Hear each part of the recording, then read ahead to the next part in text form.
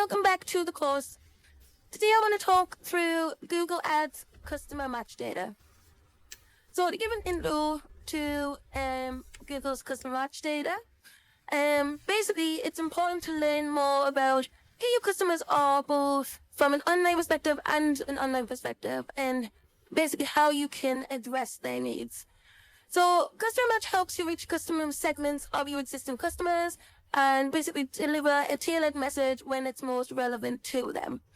And so what you do is basically you upload your first-party customer data, which is then used to match against Google users. I'd say customer match data is actually super valuable because it's unique to your business and it comes directly from your customers. So you're not going to get more kind of bespoke data than that.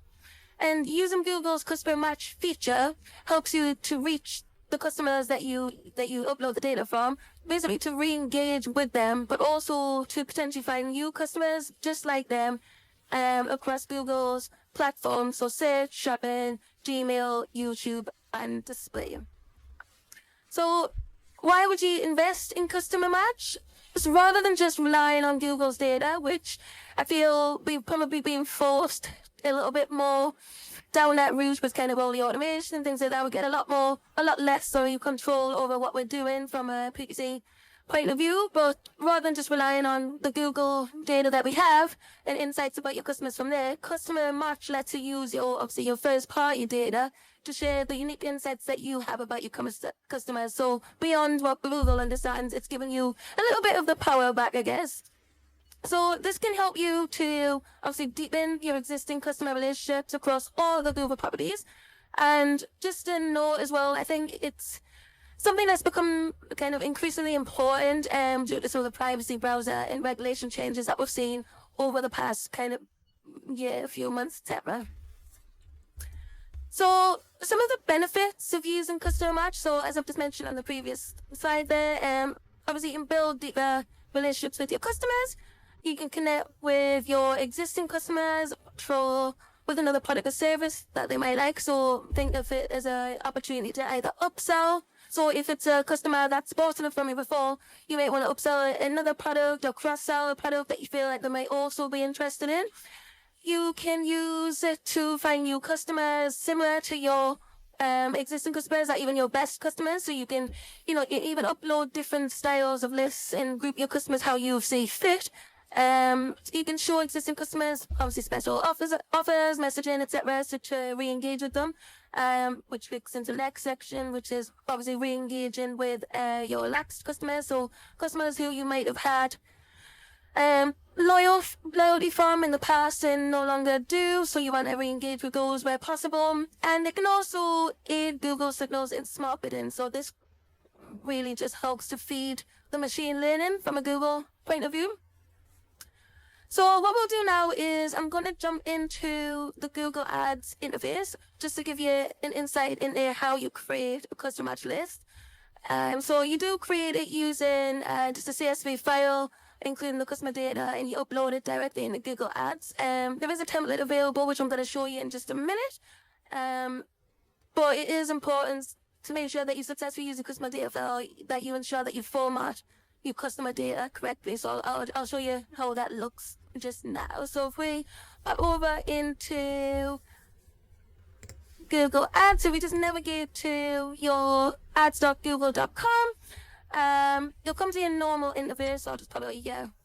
So you come here, you'll review a tab, and at the top right hand side in your tools and settings, you've got the shared library section and your audience manager. So this is where we're going to go to look at adding a customer match audience list. So if you haven't got any audiences, it'll look kind of blank like this. You might have already created some audiences already, but you click on the plus sign, and the option I'm going to choose now is the customer list. So you can name your audience segment and take some time to segment your audience how you see fit. You may segment it by, people who've purchased in the last 3 months versus people who've purchased 12 months ago, for example. So, some people may be more easier to engage versus other. You may have customers who bought a higher price ticket item that you feel like that category should be segmented to people who purchase your lower price crane tickets, so you can segment them differently. So however you feel fit, or it may just be, you may just want to upload all your customers as one list, because you may not have a huge data pool. But just make sure that you name your audience segment accurately so that you know what's included in it. I'm just going to name this test for the example. There we go, test. And so, information that you want to upload. So you've got a drop down here. So you can upload user IDs, mobile device IDs, etc. The one that I'm going to show you today is via emails, phones, and postcodes, basically mailing addresses. I'm going to show you the template that we use for that. So all you need to do is you need to make sure that your customer data is formatted on a CSV sheet. You can do it in Excel. There is this option here. If you just click this little use a template button here that Google's provided, it will download and it'll look like this. So this is the format that it comes down in, and you can just format it so that you've got all the information in that you need. It does give you information at the top here, instructions on exactly what you need to do in terms of adding your data, a little bit about the hashed format guidelines, etc., which we'll talk about again in a second. But the main thing you need to look at is this bottom section here. So it's already got pre-populated data for you. Obviously, you will update this with whatever data is relevant for you. So you need the email address, first and last name, country code, zip or postcode, and it's got email twice, so you can take that one out, and then you can add in a phone number if you have that information as well. Just bear in mind, country code, just make sure you look this up. I'll pop a link in under the video tutorial here for Google's official list of country codes. I made an error the first time I did this because I'm based in the UK. I tried to upload with UK as the country code, and it's actually GB. So just something to be mindful of. Just make sure you look up wherever it is that you're based. Just make sure you look up the correct country code. So once you've filled this information in, your file save as a CSV, wherever you want on your computer, laptop, desktop, etc. And then you're going to come to this option, and you've got upload plain text data. So this is, I'm using this version where we're just uploading kind of the raw data from your system. So this is plain data, and Google hash it for you, which I'll talk about in a couple of minutes. But you use that option, choose the file, and upload it. If you've already got the in-house capabilities to hash your data already, so you might have somebody technical database in-house who can already hash your data, so that it's already kind of pre-formatted, you can use this upload hash data section. In this scenario, I'm using the plain version.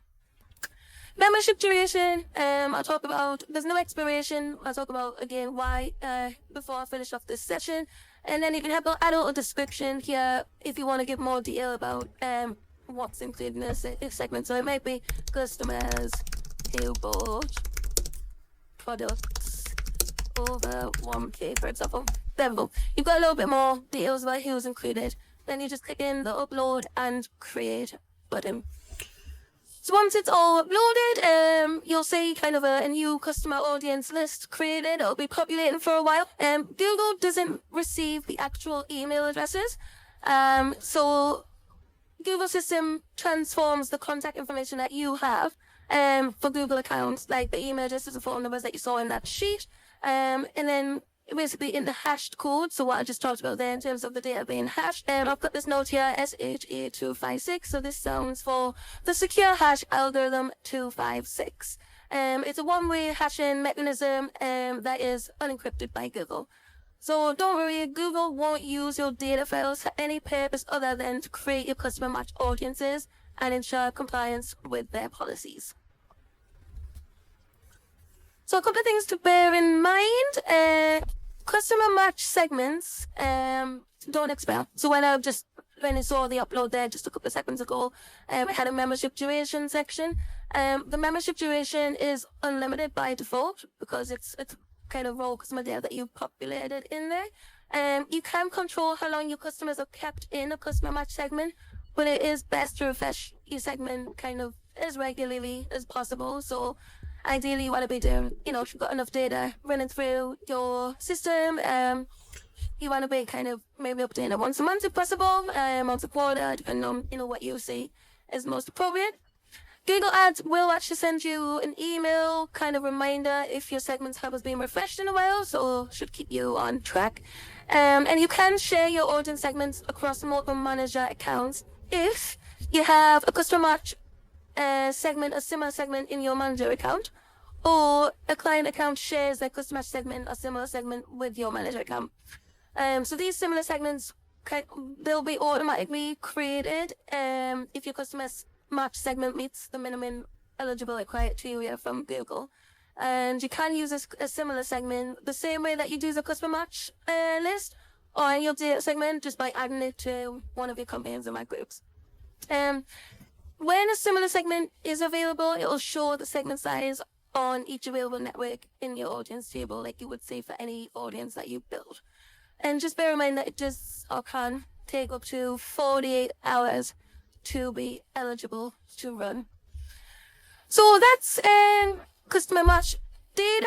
I hope you find it useful. I think it is very, very, like I mentioned at the start, very valuable for you. If you have got the capabilities to be uploading your customer data, I would recommend you do so and try and, target those audiences across the Google puppies.